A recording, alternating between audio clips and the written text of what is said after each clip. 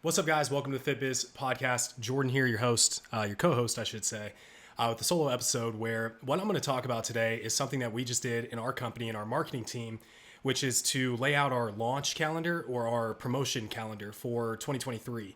So we've got it all mapped out. We have immense clarity now on like when we're actually pushing for clients, when we're running any kind of, nurture campaigns or conversion campaigns or whatever it might be.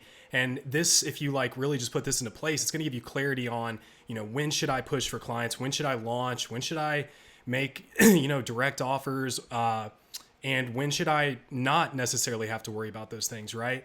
But I want to first share a quick story of our client, Vanessa, who had a huge month in December. She did over $100,000 in her business. And what was really interesting about that is how she did $100,000 in total cash collected revenue. Okay, first off, that's not contracted. That's cash money in the bank. And of that, only something like 25,000 of that was with new client signups. Okay, so 85,000 roughly, if not a little bit more, was from recurring revenue, was from her back end clients. Okay, so clients who have been with her for a long time and who have repurchased into a ascending offer. And that's what we teach inside IFCA, because what that has allowed Vanessa to do is now she has a map where she knows that she only needs to sign 8 clients a month to go from $100,000 months to, I think her goal is $200,000 months in 2023. So in order to double, she only needs to sign 8 clients a month. Okay. Which is crazy, right? Because that's 2 clients a week. And the reason for that is 2 main reasons. She has her price point and the value of her product and her service really dialed in for front end. And then she has a really good back end product that she resells people into. So for her, every one client she gets is worth something like $7,000 or $7,500. Where for most of you, if you're listening to this, I bet your like how much one client spends with you is probably like $500, $1,000, $1,200. So you have to just keep chasing new clients. Okay. So as I talk about how to set up your marketing and your launch calendar, all this is great. But like, if you have a goal of growing your business that's only reliant on front end sales, you're going to really struggle. Okay. It's just not the easiest way to do it. And by having really good LTV and client retention, then you can focus more on making your product better, delivering exceptional service, which leads and feeds more into retention, right? Because you don't have to constantly be in client acquisition mode. And you can use this launch calendar to be like, okay, in January, I'm going to do a promotion. I'm going to do a push to try to sign clients. In February, I'm going to pull back a little bit and we're going to focus on nurture and adding people to my audience. And, I'll still get clients, of course, but I don't have to make a ton of offers. I don't have to push for it. And then maybe in March, we're going to do like an indirect thing, something that's not selling, but something that's going to help warm people up, right? And I'll give you all the examples of these. So anyways, what we're going to cover today is number 1, how to use promotional launches to get clients. Number 2, how to structure your marketing calendar so you know when and how to focus on getting clients. So you can eliminate this stress and overwhelm of being like, okay, my business is behind right now, so I don't know what I need to do. Should I push? Should I make offers? Should I do more DM outreach? It's all going to be laid out for you. Next, the 5 essential keys that you need to have in your content between those promotions to warm prospects up. So that way, when you do some kind of a promotional launch, people actually respond, right? Because you can't just keep promoting and keep making offers nonstop without also nurturing your leads, warming them up, and creating, warm buyers. Then the other thing that you should be doing in between those promotional launches is getting more people into your audience somehow. And I'm going to talk to you about the 5 ways to do that, or actually 6 ways, but you're only probably 2 or 3 of them are going to be relevant for you. Okay. So let's jump in. So first, what's a promotion? What's a launch? Whatever. Like the only way you're ever going to get clients is if you ask for the sale. So asking for the sale can be as simple as just showing up on your story and being like, hey, are you a busy mom that struggles with losing that last 5 pounds? And it seems like no matter what you do, you just can't seem to find a system that works for you. Well, look, I get it. I used to be in the same spot as you. But since I started using my metabolic reboot method, I've been able to yada, yada. And I really think you'll love it too, because you don't have to give up wine or be hungry. Like that's as simple, like a simple way to just make offers on your story, right? But we want to talk about more like structured promotions where you should be making those little micro offers like all the time, right? Every few days or whatever, if it's passive or whatever.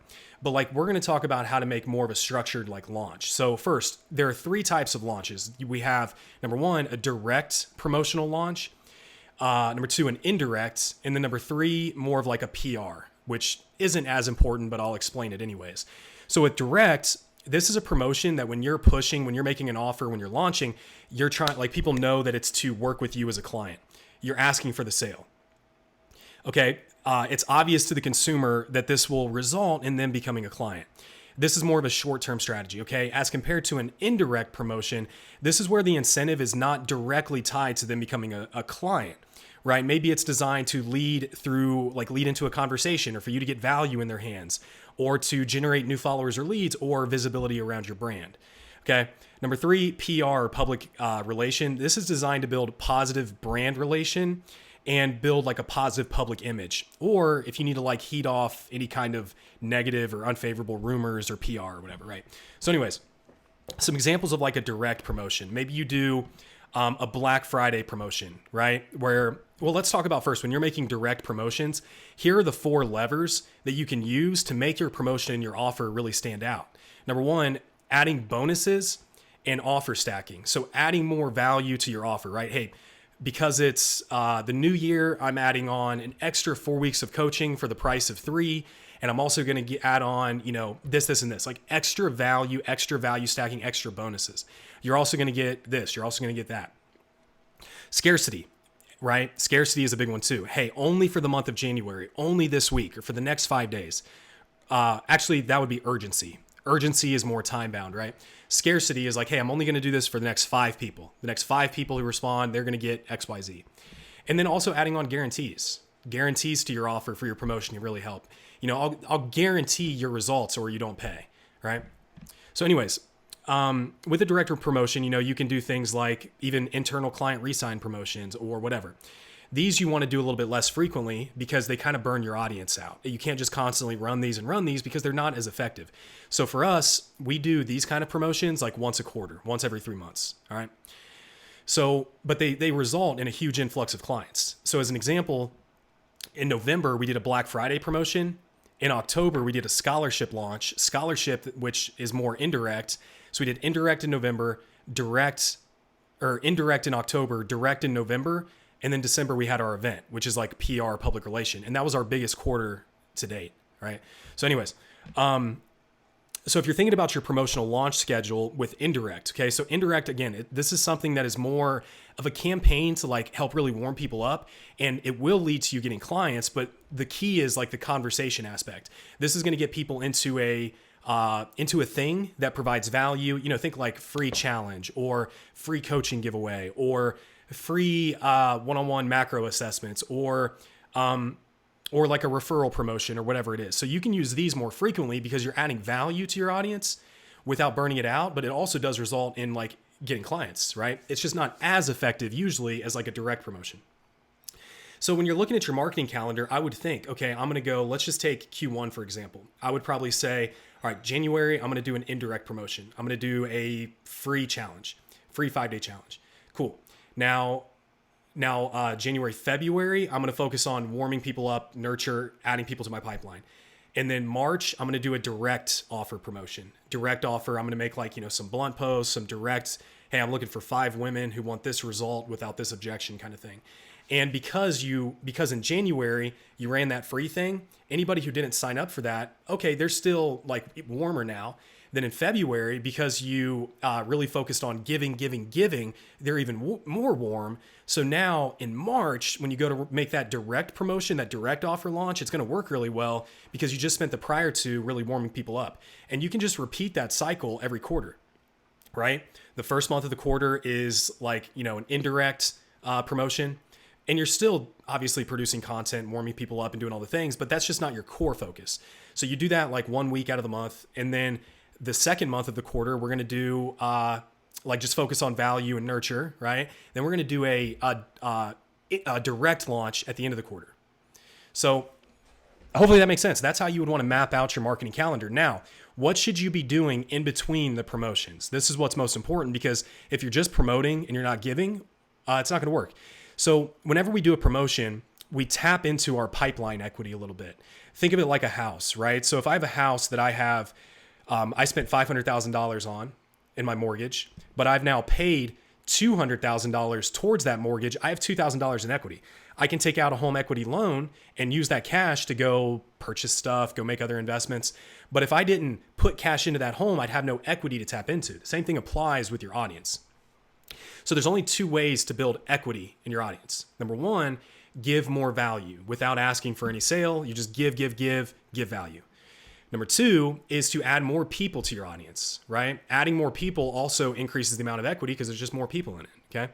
So here's what you want to do. Those are the two methods, okay? So the method one, when it comes to building pipeline equity, giving more to your audience, there's really just two key components there. I'm going to break this down, okay? Number one, connection. They need to get to know you. They need to get to know your values. They need to get to know who you are. Hopefully you're a little polarizing. You're standing out a little bit.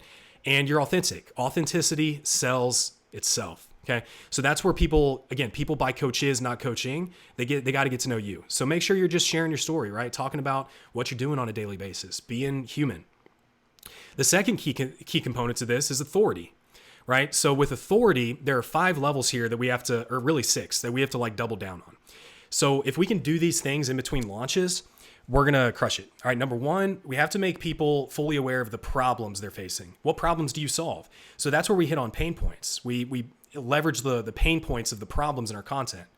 Then we need to break beliefs. What are the beliefs stopping them from becoming a client with you? Right? Is it, I don't have enough time? Is it, I can't afford a coach? Is it, well, I've tried to diet before, but it didn't work. Is it, well, no, I don't need your method. I just need to like eliminate all carbs and do a bunch of HIIT cardio. So that's where breaking these little micro beliefs warm people up more to your way. So then here's the thing that wraps it up is creating more solution awareness. So now that you've raised awareness around the prospect's problem, you've broken some of their beliefs, now you need to insert your solution. So you need to start talking about, hey, if you struggle with this problem, this is the solution that will help you. Maybe it's macros, right? Why should they choose using macros over all the other ways to lose weight? This is where you need to start leveraging your method and how you do things and why they should go for that, right? Creates solution awareness. Then the only other two things is you need to prove that that solution works by sharing a ton of social proof, results, before and afters, client wins, all that kind of stuff.